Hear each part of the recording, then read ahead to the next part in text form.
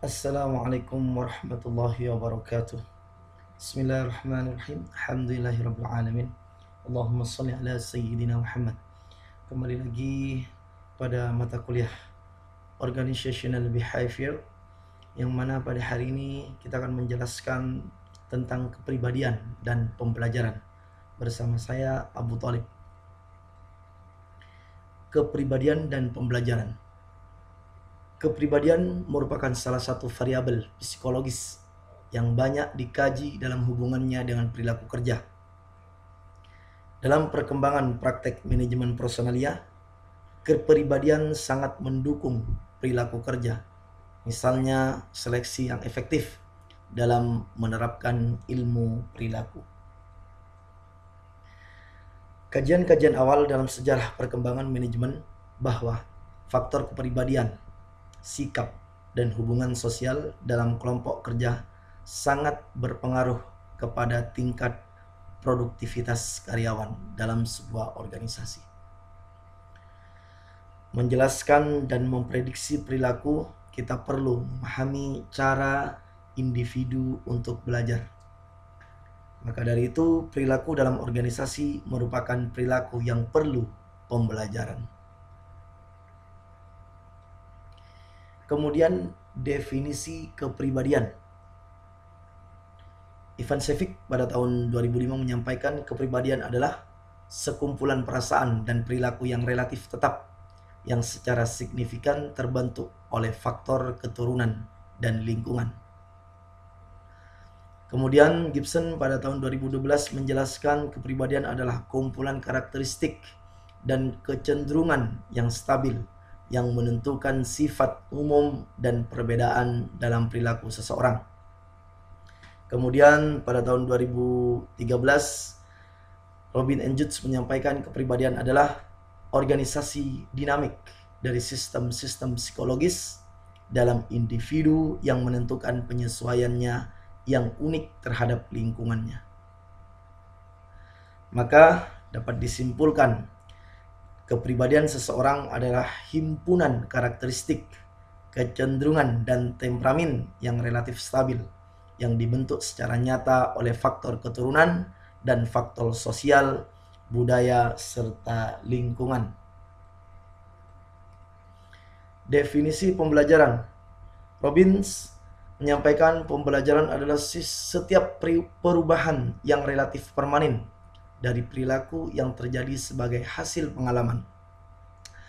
Gibson menyampaikan pembelajaran adalah proses di mana terjadi perubahan di dalam perilaku yang relatif bertahan sebagai hasil dari praktek. Demikianlah definisi dari pembelajaran. Selanjutnya, teori-teori kepribadian. 3 pendekatan teori untuk memahami kepribadian, yakni yang pertama yaitu teori sifat atau trait, yang mana pada alasan bahwa predisposisi mengarahkan perilaku individu dalam pola yang konsisten. Itulah yang disampaikan oleh teori sifat. Kemudian teori psikodinamis. Sigmund Freud menyampaikan lebih ke perbedaan kepribadian individu. Kemudian ada teori humanistik, yaitu untuk memahami kepribadian menekankan pada perkembangan individu dan aktualisasi diri. Selanjutnya, teori-teori pembelajaran. 3 teori pembelajaran untuk menjelaskan proses dengan mana kita memperoleh pola-pola perilaku, yaitu yang pertama, pengkondisian klasik, yang mana jenis pengkondisian di mana individu merespon beberapa stimulus yang tidak bisa dan menghasilkan yang tidak biasa dan menghasilkan respon baru. Kemudian pengkondisian operan, yaitu jenis pengkondisian di mana perilaku sukarela yang diharapkan menghasilkan penghargaan atau mencegah sebuah hukuman. Dan teori yang ketiga yaitu pembelajaran sosial atau social learning, yaitu pembelajaran sosial adalah pandangan bahwa orang-orang dapat belajar melalui pengamatan dan pengalaman langsung. Selanjutnya yaitu karakteristik kepribadian. Istilah-istilah karakteristik kepribadian didefinisikan oleh Robin and Jutz pada tahun 2013. Yang pertama, karakteristik extrovert versus introvert. Yang mana extrovert ini dikenal ramah, suka bergaul dan tegas. Kalau introvert yaitu dikenal individu yang pendiam dan pemalu. Selanjutnya sensitif dan intuitif. Yang mana sensitif itu lebih menyukai rutinitas dan urutan. Berbeda dengan intuitif yaitu dia berdasar pada proses-proses tidak sadar atau melihat pada gambaran umum. Kemudian karakteristik pemikir dan perasa. Pemikir lebih dikenal dengan alasan dan logika. Kalau perasa yaitu individu dengan nilai-nilai dan emosi pribadi. Kemudian karakteristik memahami dan menilai.